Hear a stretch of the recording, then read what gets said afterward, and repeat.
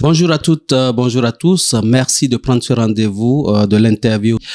Pour ce premier numéro de l'année 2024, nous recevons l'ancien député à l'Assemblée nationale, l'honorable Guy Mitokwe. Bonjour, honorable. Bonjour, monsieur le journaliste.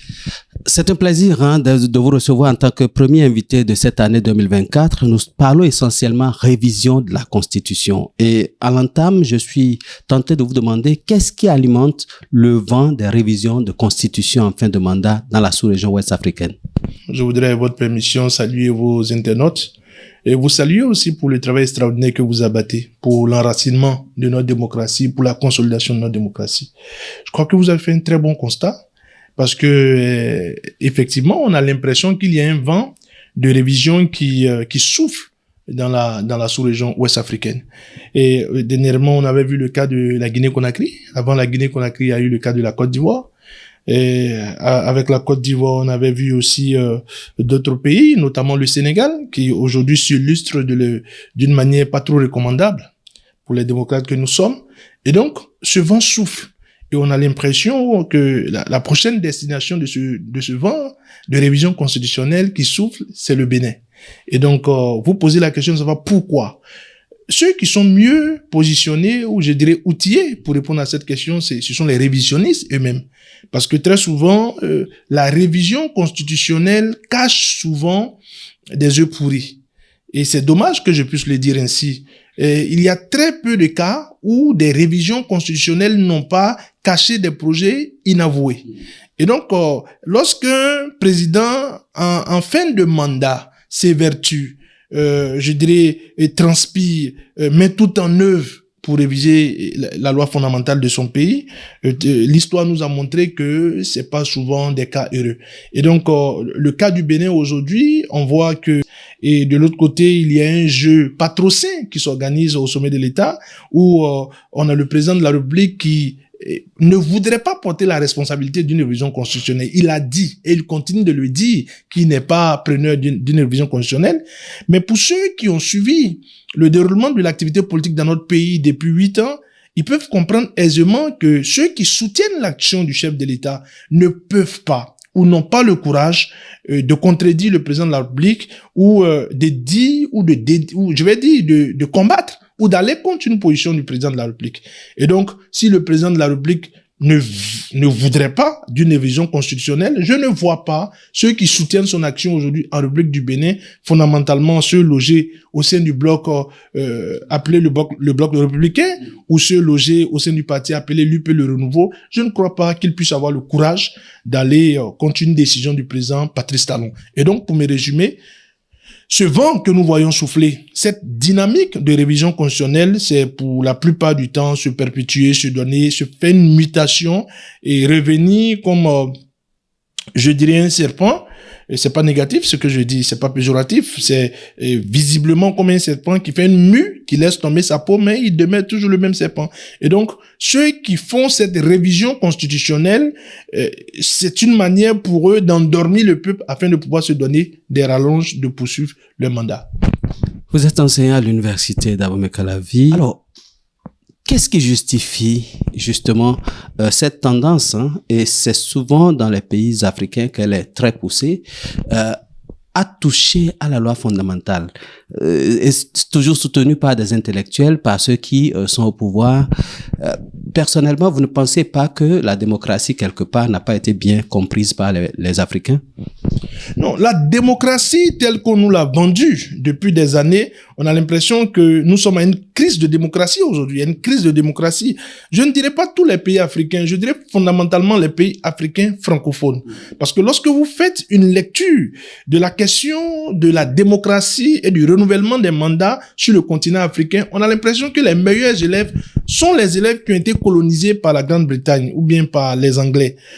La belle preuve, dernièrement, au Kenya, on a vu un renouvellement de mandat. Tout près de nous, avec notre géant voisin de l'Est, on a vu un renouvellement de mandat. Le président Buhari a fini son mandat, il est parti. Aujourd'hui, on a comme président du Nigeria le président Tinubu Bola. Et avant eux, avec le Ghana, on a vu un renouvellement de mandat, donc une alternance à la tête du pouvoir. On peut citer encore le cas de la Zambie, où un président est parti, un autre est venu démocratiquement. Mais par contre, avec les pays colonisés par la France, on a l'impression qu'il y a une véritable crise. Et cette crise, aujourd'hui, d'une manière ou d'une autre, peut expliquer le désamour de la jeunesse africaine vis-à-vis de l'ancienne colonie. Et donc, pour moi, qui suis acteur politique, secrétaire national pour le parti Les Démocrates, et comme je le dis souvent, le nom même du parti est très évocateur de la crise que nous traversons. Et donc, à ce titre, je pense que c'est une crise qui est localisée au niveau des États qui ont été colonisés par la France. Et nous, de cette génération, nous nous battrons afin que le développement puisse arrimer ou puisse s'arrimer à la démocratie. Parce que je continue de croire que la démocratie permet la lisibilité, la démocratie permet la transparence, la démocratie permet l'indépendance des institutions, la démocratie refuse la corporalisation du pouvoir par un seul clan, par une seule personne, par un homme fort en griffe. Et donc, nous, le sens de notre combat, c'est quand même que nous puissions continuer de faire ce combat de telle sorte que toute révision constitutionnelle qui semblera être une révision opportuniste ne puisse pas trouver notre approbation. Et donc, au niveau du parti les démocrates aujourd'hui, nous sommes formels là-dessus. Nous ne contribuerons pas à une modification constitutionnelle qui consacrera le maintien d'un régime habitat aeternam à la tête de notre État. Alors, en lieu et place des assises nationales réclamées par la plupart des Béninois, on a assisté à une rencontre avec les responsables de partis politiques. Pensez-vous que cette rencontre, d'abord, de quoi s'agit-il essentiellement, et est-ce que cette rencontre, on peut la qualifier de dialogue national, comme certains l'ont pensé? Non, le chef de l'État, le président Patrice Talon, aujourd'hui a décidé de faire, je vais dire, de ne pas encore donner son accord pour un dialogue politique national. Mais tout concourt à faire comprendre que le dialogue politique national aujourd'hui s'impose. Nous sommes à la croisée des chemins, notre pays traverse des moments très difficiles. On a vu, il y a de cela, je dirais, 2 ou 3 ans, une assemblée nationale qui a été mise sur pied et sans le concours de tout le pays. Et cette assemblée nationale a eu l'audace de confectionner et à elle seule un texte qu'on nous présente aujourd'hui comme la Constitution du Bénin. Cette Assemblée nationale a eu l'audace de toucher à elle seule le code électoral. Et donc, ce que nous traversons aujourd'hui, les difficultés auxquelles nous faisons face aujourd'hui sont des difficultés liées au fait que le dialogue n'a pas été primé en amont. Parce que dans tous les pays du monde, lorsqu'on veut toucher à une loi comme la Constitution ou lorsqu'on veut mettre sur pied un code comme le code électoral, on essaie de prendre l'avis des uns et des autres parce qu'il s'agit de documents qui vont essayer, je vais dire, de valider une compétition entre plusieurs camps qui ne partagent pas forcément le même avis. Et c'est pour cela le consensus est réclamé par le parti Les Démocrates. Or, le meilleur endroit pour retrouver ce consensus, c'est naturellement au cours d'un dialogue national. Donc, un dialogue national inclusif est ce que, au niveau du parti Les Démocrates, nous ne faisons que prôner, nous ne faisons que réclamer de toutes nos forces. Je profiterai de l'occasion de votre caméra et de votre micro pour dire à nos concitoyens qu'au niveau du Parti Les Démocrates, nous ne sommes aucunement pour la violence. Parce que il y a de cela quelques jours en arrière, j'ai moi-même apposé ma signature sur un communiqué qui a appelé plus d'une personne, mais je voudrais rassurer que le sens de ce communiqué, c'était fondamentalement pour informer l'opinion nationale et internationale.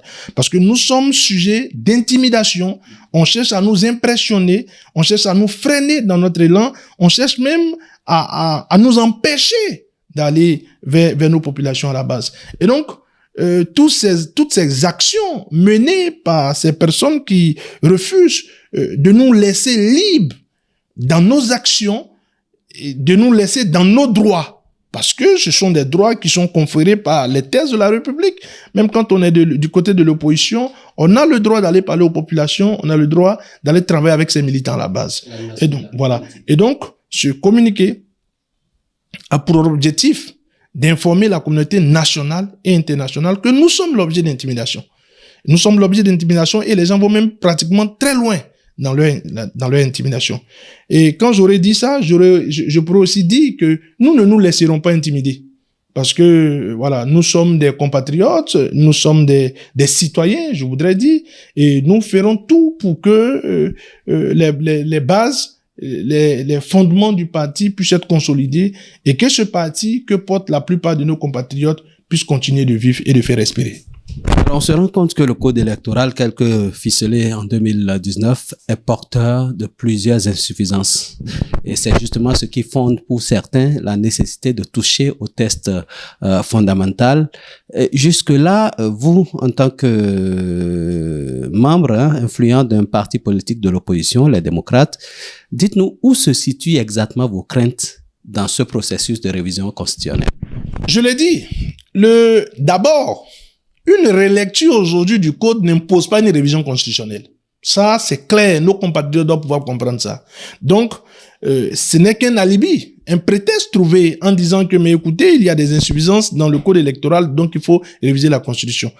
Effectivement, ce code électoral comporte beaucoup d'insuffisances. Mais les insuffisances actuelles du code électoral peuvent trouver solution sans que la Constitution ne soit aucunement, comme on appelle, toilettée. Là, pourquoi vos députés ne portent pas ce projet-là, par exemple? Oui, nous n'avons pas fermé, je dirais, la porte, ou nous n'avons pas donné une désapprobation à la relecture du code. Nous ne sommes pas contre une relecture consensuelle du code. Et ça, je voudrais insister là-dessus. Nous ne sommes pas contre une relecture consensuelle du code. Même la relecture du code doit être de manière consensuelle, de manière concertée, de manière consensuelle. Et donc, le code a des insuffisances pour lesquelles, ensemble, nous devons pouvoir nous asseoir et parler. Ça, c'est un premier élément.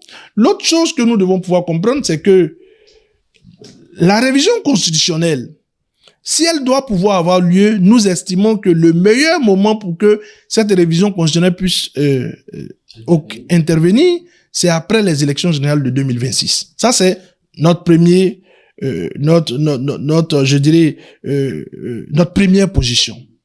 Après cela, si elle doit se faire une fois de plus dans un cadre de consensus. Un parlement à lui seul ne peut pas, alors que cette constitution, elle aussi, comporte en son sein des insuffisances techniques, comme l'a qualifié l'autre, qu'un seul camp ou qu'une seule personne s'asseye quelque part et qu'elle retouche à la Constitution. Donc, la Constitution, si elle doit être retouchée, je voudrais insister là-dessus, elle doit se faire après les élections générales de 2026 et de manière consensuelle. Le code, par contre, il a des insuffisances, il faut cette relecture, une fois de plus, de manière consensuelle. À ce niveau, on n'a pas de problème. Mais toute révision forcée, toute révision à pas de charge, pour nous, couvre une ambition non avouée. Et nous ne voudrons pas que les ambitions non avouées puissent prendre le pas sur ce dialogue tant souhaité par nous et par bien d'autres forces politiques de notre pays. Lors de votre avant-dernière rencontre avec le chef de l'État, vous avez évoqué des problèmes par rapport à la liste électorale informatisée et il était question, donc le chef de l'État vous a mandaté de trouver un cabinet pour faire le travail d'audit de cette liste-là. Où en sommes-nous avec ce projet? Oui, à ce niveau, je crois que un comité avait été mis sur pied à la suite d'une réunion du comité permanent du parti. Et le comité qui avait été mis sur pied est constitué d'experts du parti et je crois d'autres partis pour qu'on se concerte et qu'on puisse savoir la manière par laquelle nous ferons ce travail. Et donc, je voudrais dire simplement à ce niveau que nous sommes en train de nous activer et de travailler aussi avec les autres partis politiques parce que la question du fichier électoral n'est pas une question qui inquiète que le parti les démocrates. La question du fichier électoral inquiète d'autres acteurs de notre pays.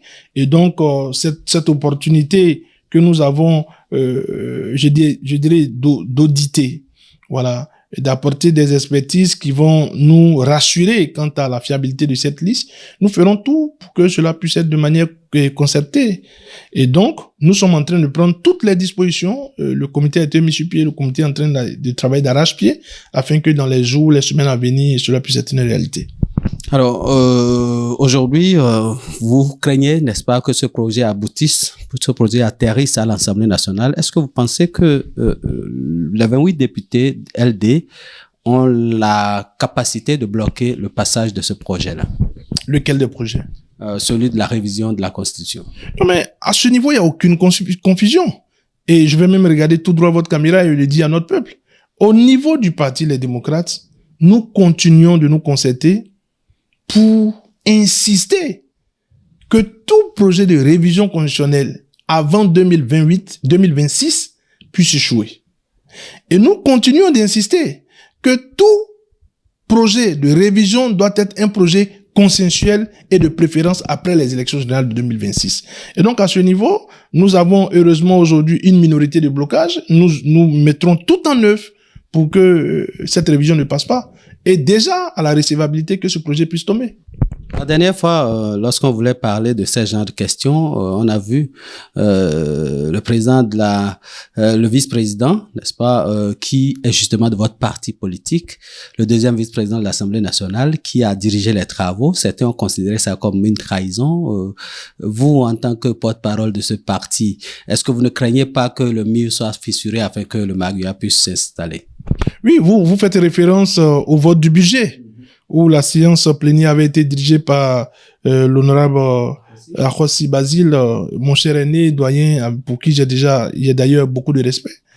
Je crois que nous n'allons pas nourrir cette polémique. Et au niveau du parti, notre position, elle est claire. Et il n'aura pas d'émiettement des énergies en ce qui concerne notre position sur la question de la révision constitutionnelle. Nous sommes unis, nous sommes en bloc. Et donc, moi, par mon touchement, vous pouvez déjà comprendre que les 28 sont en ordre pour que ce projet ne puisse pas passer. Donc, à ce niveau, il n'y a aucune inquiétude à se faire, il n'y a aucune confusion à nourrir, il y a que nous sommes galvanisés, nous avons notre position et nous tenons sur cette position jusqu'à là où je vous parle. Lorsque vous prenez les travaux qu'implémente Patrice Talon en matière de réforme politique, de réforme administrative, quels sont les pans que vous pensez qui sont positifs dans ce travail qui est fait et qu'est-ce qu'il reste à faire pour que ces réformes-là puissent trouver une porte de sortie heureuse, pour que tout ce qui a été implémenté profite véritablement au pays? Non, la première des choses, j'ai l'habitude de dire, ceux qui doivent parler pour le compte des avantages, des atouts, des bienfaits de ce régime sont plus nombreux. Et ils sont nombreux autour de lui, qui des maires, qui des députés, qui des ministres, qui des directeurs généraux. Donc, je ne suis pas mieux positionné pour faire les éloges de ce régime. Il y a tellement de DG qui sont payés pour ça, il y a tellement de ministres, de députés, de ministres et de maires qui sont payés pour ça. Nous savons une chose, c'est que toute proposition allant dans le sens d'une réforme doit pouvoir... J'ai aimé un propos par contre d'un des leurs, l'honorable Odenel Adati, pour qui moi j'ai beaucoup de respect pour chacun d'entre eux, et particulièrement lui aussi, pour qui j'ai beaucoup de respect. J'ai aimé quand il disait que il a dit que la concertation n'est pas l'unanimité. Je suis pour ça. La concertation n'est pas l'unanimité. Et nous ne sommes pas des personnes qui recherchent l'unanimisme, si l'expression c'est un néologisme ou si l'expression existe, je sais pas. Mais nous ne recherchons pas l'unanimité, c'est pas ce que nous disons. Mais nous voulons que la concertation et une concertation sérieuse puisse se faire autour des questions sérieuses de la République. On ne peut pas, en ce qui concerne un État, une République, chercher à dire dans tous les cas, c'est ma position qui passe, c'est la position, vous le voulez ou vous le voulez pas, c'est ce que je pense qui doit passer. Il faut une concertation en amont. Et la meilleure manière de se parler, de faire de cette concertation une réalité, c'est au cours d'un dialogue national. Si le mot dialogue gêne, parlons de concertation nationale. Donc parlons-nous. Nous ne disons que nous n'insistons que sur le fait qu'il faudrait qu'on se parle. Alors, l'une des choses qu'on vous reproche, que Patrice Talon notamment vous reproche en tant que président de la République, c'est de faire une sélection du type de personnalité que vous aurez souhaité qu'on absout de tout ce qui leur est reproché par rapport à la loi et tout le reste. Et Patrice Talon estime que vous ne pouvez pas catégoriser les gens de prisonniers qu'il faut libérer, par exemple, les types de crimes économiques qu'il faut laisser tomber. Vous, démocrates, vous auriez souhaité un certain nombre de choses. Dans ce dialogue dessous, est-ce que vous ne pensez pas qu'il faille trouver un terrain d'entente? Non, je crois d'abord qu'il faut clarifier un certain nombre de choses. À notre niveau, il n'y a pas de sélection ou de priorisation de prisonniers d'opinion, de prisonniers politiques. Pour nous, tous ceux qui sont persécutés, tous ceux qui sont arrêtés, tous ceux qui sont poussés de force à l'exil pour leur opinion, pour leur position, pour leur coloration politique, nous militons pour chacun d'eux. Nous continuons de faire la défense pour chacun d'eux. Même le projet de proposition de loi d'amnistie, il a pris en compte la quasi-totalité de tous ceux que nous pensons qu'ils sont persécutés, qu'ils sont chassés, qu'ils sont emprisonnés pour leur opinion, pour leur position politique. Là-dessus, il n'y a pas de religion à notre niveau.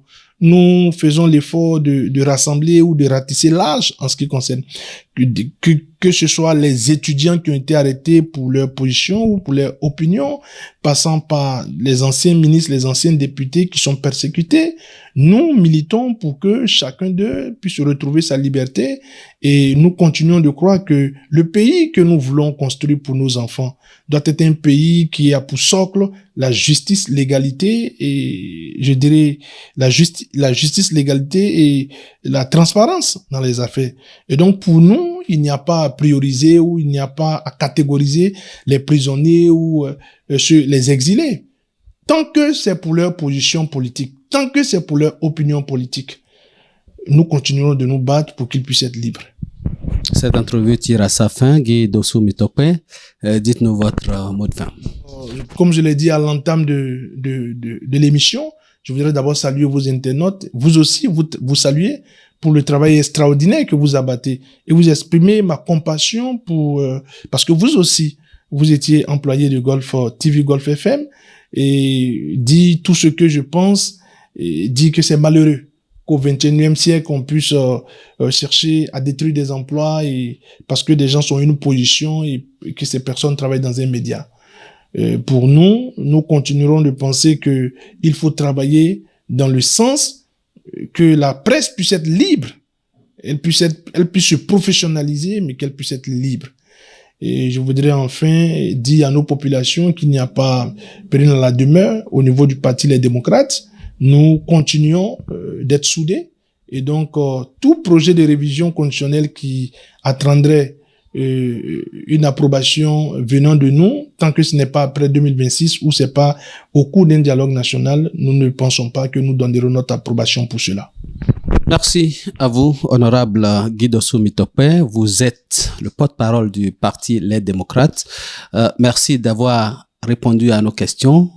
Chers amis internautes, restez câblés, le meilleur reste à venir. Nous allons toucher à d'autres sujets sensibles dans les jours à venir. Merci à chacun et à tous et bonsoir.